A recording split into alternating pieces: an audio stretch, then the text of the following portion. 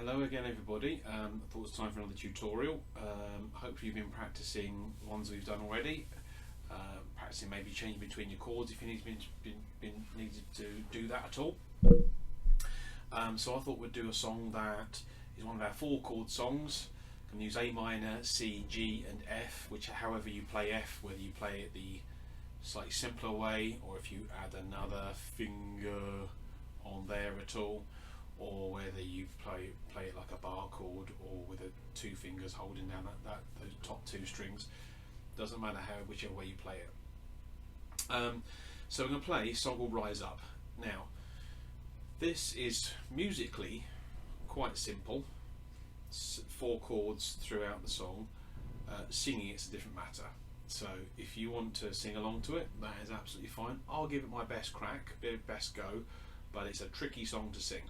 Okay, if you want to play along with the original recording, with Andrew Day's recording, you will need a capo on the 1st fret of your guitar there. Okay, so whenever you've got a capo, make sure when you put it on, it's not on top of the fret, otherwise it will make it all sound dead and a bit dull. Put it behind, and before you play, I always make sure each string is ringing out really nicely there, so I know it's okay, ready to go. Okay, start of it, starting in a C, then a G, then an A minor, and then an F. Either the simple F, F with the next string down, or with that same thing but with those first 2 strings covered. Or if you're being really adventurous, I know there's some of us now out there being good with bar chords, you'll need your 1st finger all the way across, and then we're forming an E shape. If you've been doing your E chord, then that's pretty simple. You just need to bar with the 1st finger. Hold all the strings down. It's always a good idea. Right. So, to start we have: you're broken down and tired of living life on a merry-go-round, and you can't find the fighter. I see it in you, so we're gonna walk it out and move mountains. We're gonna walk it out and move mountains. So that's the tempo we're looking for. It's just 1 strum for each chord there. C, G, A minor, F. Same sequence all the way through that opening bit there. Okay, all right. Speeds up a little bit when you get and move mountains. They sort of come a little bit closer together, but it's not that hard really. So you can play 1 strum for each chord, the 1st bit. Then when we get to the chorus, this goes a little bit quicker. Now you can choose just to have down strums, or you can start to have some up strums in as well to make it a little bit more interesting as well. So we'll have: and I rise up, and I rise like the day, and I rise up, and I rise unafraid, I rise up, I do it 1,000 times again. Okay, and then you could always, if I just move the words up a little bit, carries on. It's still that C, G, A minor, F, exactly the same sequence. And then I'll do the next bit of the chorus, and maybe I'll put some up strums in it as well, then, just so you can hear it's how it sounds a little bit more exciting, a little more interesting to the ear. Where are we? And I rise up, I like the waves, I rise up, in spite of the ache, I rise up, I'll do it 1,000 times again for you, for you, for you, for you. Okay, I was going up, down for all that last part there. Okay, then it goes back to the next verse again, exactly the same kind of feel to it. You can slow it all the way back down again to do 1 strum at a time. So like, when the silence isn't quiet, it feels like it's getting hard to breathe. You can do that.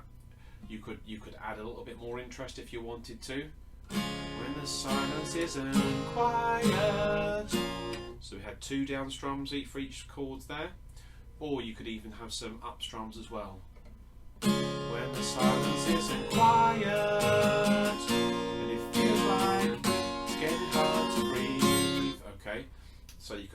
that if you wanted to. It's entirely up to you. You'd play it how you would like it to sound. You don't want it to sound, well, it's not going to sound like Andrew Day anyway, because the original's played on piano, so it's not going to sound the same as that. But do it that style that you would like it to be. Okay. So that same verse. Oh, by the way, the words, the chords, they're all on a PDF that will be sent out as well at the same time. So don't worry about if you can't remember all this and you think, where are the words? The words you can find on the internet pretty easily, but there's a PDF with them all on as well, so you don't actually remember all the words. I don't remember all the words, most definitely don't. Right, then we get to the next chorus again. Now, what we can do, depending on how you're getting on playing guitar, you can start to make things even more interesting. Okay, so before in the chorus we were playing up, down, or a little bit of variety, some downstrokes, then up, down. It's up to you. What we can start to do is we can start to take some single fingers off chords when you're playing, and you'll start you'll start to notice when that's appropriate, I suppose. You wouldn't be appropriate when we're playing those single strums during the verse, but when we start to have some more up and down strums, it can make it more interesting. Especially C chord is a really lovely one. You can take off your second finger or your first finger. Okay, depending on how you got the feel in the song. Same with the A minor. You can take off your third finger or your first finger. Make the chord just that slightly different. Just to make people, when they're listening, makes their ears go, oh, that's a bit more interesting than normal. It's not just the same as everything else I've been listening to. Okay, so for example, if we were to do it, and the G chord as well. Instead of playing, you could take that bottom finger off, turn it to a G6, or you could take off that first finger.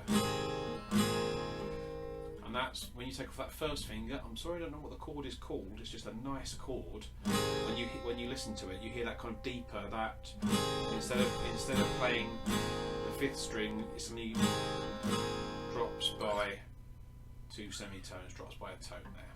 Okay. Right. So let's play that chorus and listen to it with me taking some fingers off. Okay. So.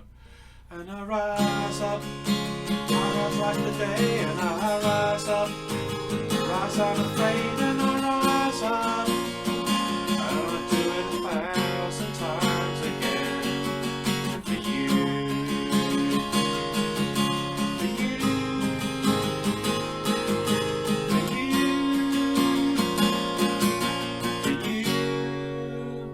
Okay, so try that. The bridge, same chords again, C, G, A minor, F, all the way through. Okay. The way the variety in the song, the original song, where the variety in the song comes from is the variety in the singing. The singing is going all over the place, but the basic melody underneath, basic chords that we're playing stays the same.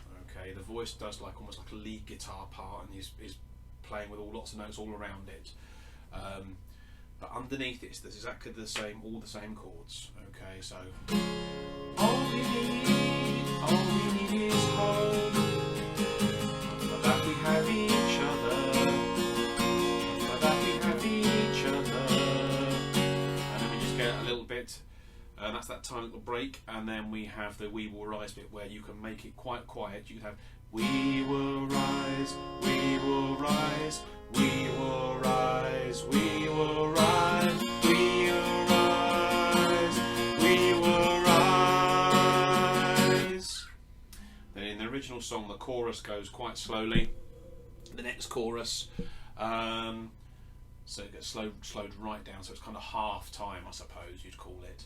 So it's, and I rise up, and I rise like the day, I rise up, in spite of the ache, I rise up 1,000 times again. And then the last chorus goes quick again. And we'll rise up, I like the waves, and we'll rise up, in spite of the ache, we'll rise up, and I'll do it 1,000 times again for you.